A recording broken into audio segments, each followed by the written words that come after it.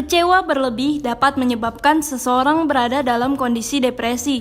Kecewa adalah ungkapan rasa yang timbul apabila harapan dan hasil yang diperoleh tidak sesuai.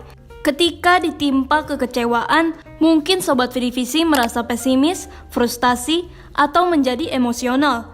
Bahkan sampai mengganggu kesehatan mental karena keinginan tidak berjalan mulus seperti ekspektasi. Maka dari itu, kita harus tahu bagaimana mengontrol rasa kecewa kita untuk menjaga kesehatan mental kita. Simak fakta dan mitos mengenai depresi dari psikiater Dr. Darmawan, spesialis kejiwaan, berikut ini. Fakta atau mitos, remaja yang banyak bersosial media cenderung mudah galau dan depresi.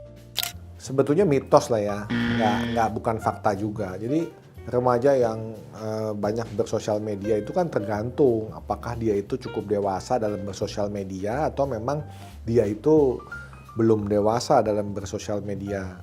Jadi nggak berarti kalau semua remaja yang bersosial media itu pasti akan jadi depresi. Tapi ada faktor-faktor lain, ada kerentanan lain yang menyebabkan dengan dia banyak aktif di sosial media dan melihat sebuah hiperrealita di sosial media, lalu mencetuskan depresinya.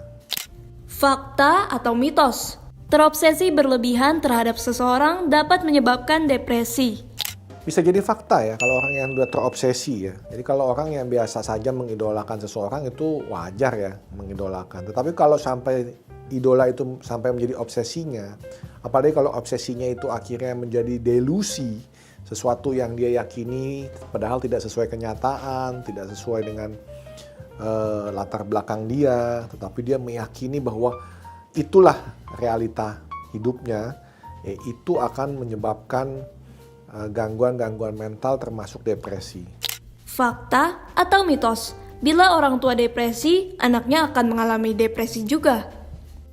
Itu bisa menjadi fakta apabila depresi mayor seperti yang pernah sebelumnya saya jelaskan di acara yang sama ini, bahwa orang yang menderita depresi itu kuat faktor genetiknya. Jadi kalau misalkan orang tuanya depresi, maka kemungkinan anaknya menderita depresi itu lebih besar. Tetapi bukannya pasti. Jadi kalau misalkan dikatakan pasti ya tidak pasti, tetapi bahwa kemungkinan lebih besar, penelitian menunjukkan seperti itu. Fakta atau mitos, perempuan lebih rentan mengalami depresi. Itu sebenarnya mitos, karena sebetulnya laki-laki juga mengalami depresi. Hanya bentuk depresi yang dialami laki-laki kebanyakan bukan keluhan perasaan, melainkan keluhan fisik.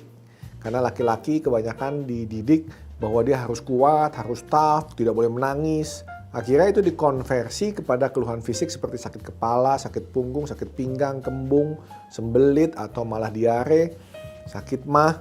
Itu adalah gejala depresi dengan gejala fisik. Jadi gangguan depresi dengan gejala somatik. Di istilah kedokterannya tuh seperti itu diagnosisnya. Sedangkan wanita yang lebih dilatih untuk merasakan perasaannya, lebih menunjukkan gejala bagaimana dia bilang dia merasa sedih, kehilangan minat, kehilangan energi. Jadi semua poin-poin gejala depresi itu memang seakan-akan lebih cocok ke wanita dibandingkan ke pria. Padahal sama aja, pria juga mengalami depresi.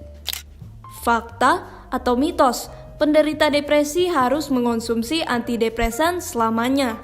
Itu mitos, karena antidepresan bahkan pada gangguan depresi mayor, itu sebetulnya apabila diminum dalam kurun waktu itu 6 bulan, ya, maka itu akan mengurangi kejadian untuk relapse atau kambuh. Jadi sebetulnya apabila dia diobati, ya, obat 6 bulan tadi penelitiannya untuk mengurangi kemungkinan dia kambuh.